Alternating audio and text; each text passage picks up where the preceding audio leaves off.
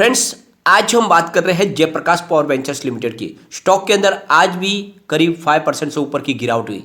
कल की गिरावट थम गई थी, लेकिन आज गिरावट हो गई। और ये जो गिरावट हुई इसके पीछे वजह कुछ और है, कल की वजह कुछ और थी। दोनों में बहुत ज़्यादा फर्क है। तो ये आज गिरावट क्यों हुई जानेंगे इस वीडियो के माध्यम से। और क्या ये गिरावट आगे भी जारी रहेगी या फिर इस गिरावट में हमें खरीदारी का मौका तलाशना चाहिए। क्या है संभावना आगे जेपी पावर की। क्या जेपी पावर फिर से जो 1 डिजिट में आ चुका है 2 डिजिट के बाद में, क्या ये धीरे धीरे नीचे की तरफ चला जाएगा या फिर ये तेज़ी से फिर आगे बढ़ेगा और इसको हम खरीदारी का मौका समझे। तो सारी संभावनाओं को तलाशेंगे इस वीडियो के माध्यम से। जैसा कि मैंने आपको पहले ही कह दिया था कि ये गिरावट है, ये आगे भी हो सकती है, लेकिन अब ये गिरावट है ये कहाँ तक जा सकती है उसको जानने की कोशिश करते हैं। और क्या वाकई में गिरावट सिर्फ जेपी पावर में हुई है या फिर पूरे एनर्जी सेक्टर में भी गिरावट थी, उसको भी जानेंगे। और आगे क्या पॉजिटिव संभावना बन रही है एनर्जी सेक्टर को लेकर, तो सारी संभावनाओं को तलाशेंगे इस वीडियो के माध्यम से। लेकिन फ्रेंड, उससे पहले अगर आप पहली बार हमारे चैनल पे आए तो चैनल को सब्सक्राइब कर दीजिए, एक बेल आइकॉन दबा दीजिए ताकि जब भी नया वीडियो बने पहला नोटिफिकेशन आपको मिले। वीडियो पसंद आए तो लाइक शेयर जरूर कीजिए। चलो फ्रेंड, वीडियो स्टार्ट करते हैं। मैं हूं आपका दोस्त SB दवे और हमारे अपने चैनल ऑनलाइन कमाई में आपका बहुत बहुत स्वागत है। सबसे पहले आज के कारोबार को डिस्कस कर लेते हैं। स्टॉक आज ओपन हुआ 10.35 पर, यही दिन भर की आई थी।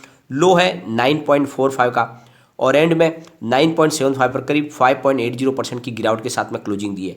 तो काफ़ी ज़्यादा आज गिरावट हुई है। और ये जो गिरावट है इसके पीछे वजह है प्रॉफिट बुकिंग। लेकिन ये प्रॉफिट बुकिंग किसने की इसको हम आगे डिस्कस करेंगे। फ्रेंड्स, यहाँ पे जो प्रॉफिट बुकिंग हुई है वो लाजमी है, क्योंकि यहाँ पे बहुत ही कम समय में स्टॉक ने अच्छा प्रदर्शन किया है। 4.85 की प्राइस थी 20 दिसंबर 2021 को। तो हमारी जो ट्रेडिंग के अगर 20 दिन गिने तो उस 20 दिन के अंदर ही स्टॉक करीब 11 रुपीज़ के ऊपर पहुँच गया था। तो लगभग रिटर्न जो है दुगुना से ज़्यादा हो रहा था। तो ऐसे समय में कोई भी प्रॉफिट बुक करेगा ही। अभी भी स्टॉक अपनी दुगुनी कीमत के ऊपर है, तो ऐसे में प्रॉफिट बुकिंग होनी ही चाहिए। जिसका शॉर्ट टर्म और मिड टर्म का नजरिया उसको तो प्रॉफिट बुक करनी ही चाहिए, क्योंकि काफ़ी कम समय में अच्छा रिटर्न मिल रहा है।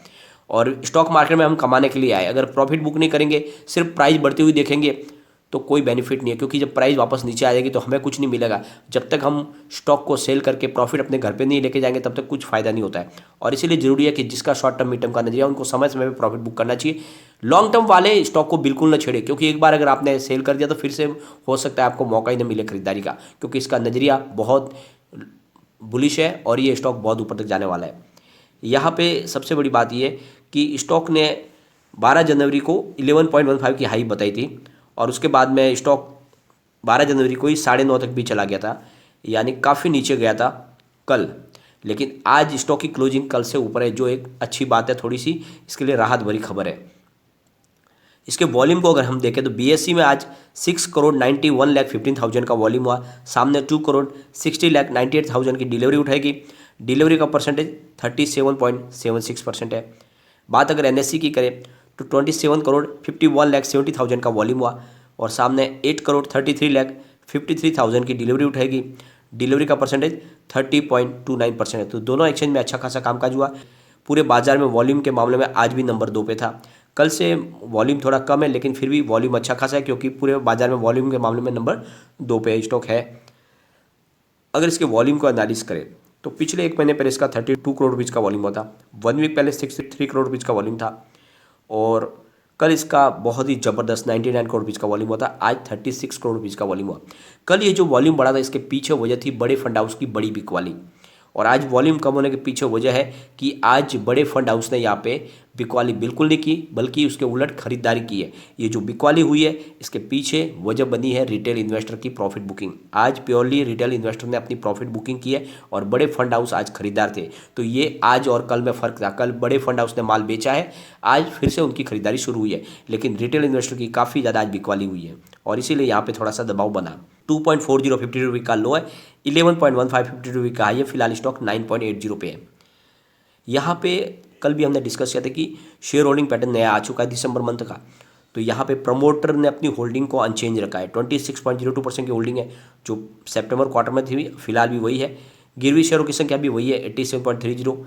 लेकिन यहाँ पे सबसे बड़ी बात यह है कि FI ने अपना इन्वेस्टमेंट बढ़ा दिया है। सबसे पहले सितंबर में जो 0.90 था वो बढ़कर अब 1.02% हो गया है। लेकिन यहाँ पे बड़े फंड हाउस की लगातार बिकवाली जारी है। 28.72% की होल्डिंग थी सितंबर में वो दिसंबर क्वार्टर में घटकर 23.28% आ गई है। तो यहाँ पे बड़े फंड हाउस की बिकवाली लगातार जारी है, लेकिन आज से बड़े फंड हाउस की अच्छी खासी खरीदारी हुई है। हो सकता है कि ये खरीदारी आज हुई है एफआई की तरफ से हो। और अब हम चलते हैं एनर्जी सेक्टर की तरफ। तो एनर्जी सेक्टर आज तेजी में था। निफ्टी एनर्जी 24,817 पर आया, जहाँ पे करीब 301 पॉइंट की तेजी देखने को मिली थी। 1.23% की शानदार तेजी थी।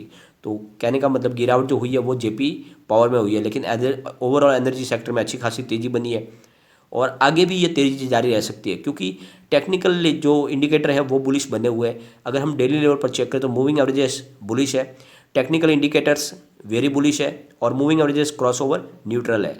अगर हम चले इसके वीकली लेवल पर तो मूविंग एवरेजेस बुलिश है, टेक्निकल इंडिकेटर्स वेरी बुलिश और मूविंग एवरेजेस क्रॉसओवर भी बुलिश है। इसका मतलब आने वाले सप्ताह में भी पावर सेक्टर में तेजी जारी रहेगी।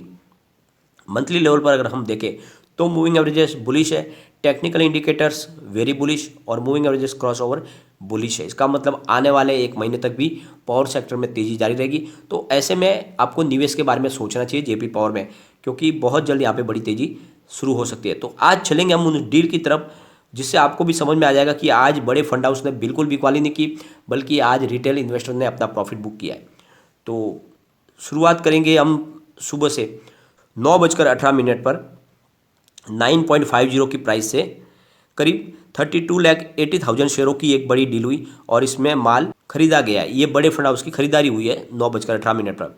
उसके बाद में 9:56 पर 9.75 की प्राइस से करीब 20,02,000 शेयरों की खरीदारी हुई। ये भी माल खरीदा गया है और इसके बाद में उसी समय 9:56 पर 9.75 की प्राइस से करीब 15,81,000 शेयरों की खरीदारी हुई। तो ये भी खरीदारी है। उसके बाद में फिर 10:08 पर 9.75 की प्राइस से करीब 45,27,000 शेयरों की खरीदारी हुई और इस डील के माध्यम से बड़े फंड हाउस की खरीदारी हुई है ये। उसके बाद में 10:30 पर 9.55 की प्राइस से करीब 21,58,000 शेयरों की बिकवाली हुई है। ये एक बिकवाली है और इसमें माल बेचा गया है।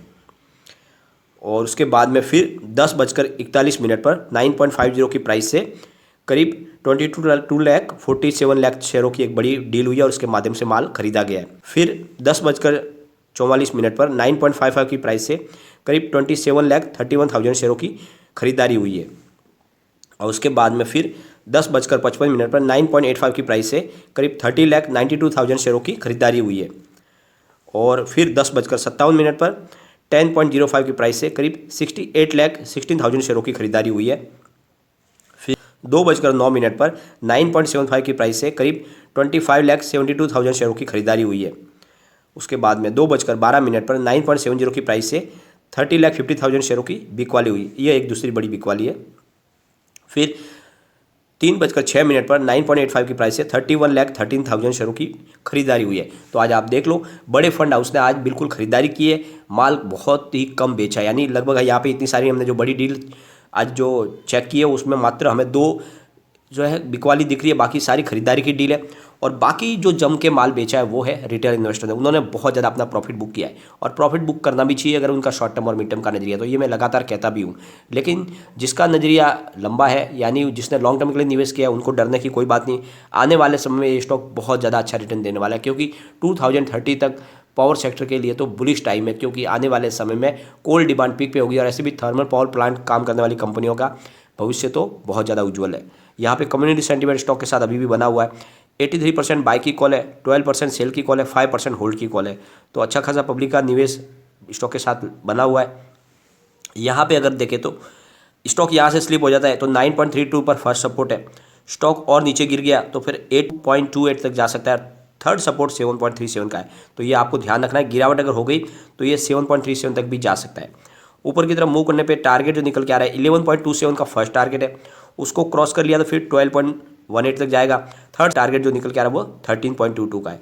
तो तेजी में ये 13-22 तक जाने की संभावना है, गिरावट में 7.37 तक जाने की संभावना है। तो इसमें आपको ये ध्यान रखना है और आप अपना नजरिया देखें। अगर शॉर्ट टर्म मिड टर्म का नजरिया तो प्रॉफिट बिल्कुल बुक कर ले और लॉन्ग टर्म के लिए तो बने रहे, कोई चिंता की बात नहीं है। थोड़ी सी गिरावट के बाद में फिर यहाँ पे तेज़ी की संभावना शुरू हो जाएगी और बहुत स्टॉक तेज़ी से आगे बढ़ेगा। लेकिन फिलहाल जो है प्रॉफिट बुकिंग जारी है, कोई डरने वाली बात नहीं है। लेकिन फ्रेंड, कोई भी इन्वेस्टमेंट करने से पहले अपने फाइनेंस एडवाइजर से एडवाइस ले ले या अपना खुद का रिसर्च करें, क्योंकि मैंने वीडियो आपके एजुकेशनल पर्पज़ के लिए ही बनाया है। वीडियो पसंद आए तो लाइक शेयर जरूर कीजिए और चैनल को सब्सक्राइब कर दीजिए। Thank you friend.